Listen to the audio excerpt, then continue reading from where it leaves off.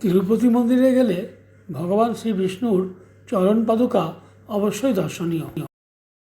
Tirumala bus station থেকে 4 kilometre দূরত্বে এবং তিরুমালা তিরুপতি বালাজি মন্দির থেকে 5 কিলোমিটার দূরত্বে এই স্থানটি অবস্থিত।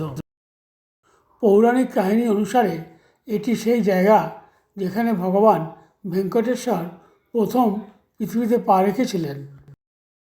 এই চরণ পাদুকা বা শিবরি পাডালু এখন একটি শক্ত পাথরের প্ল্যাটফর্মে কাচের ফ্রেমে সুরক্ষিত।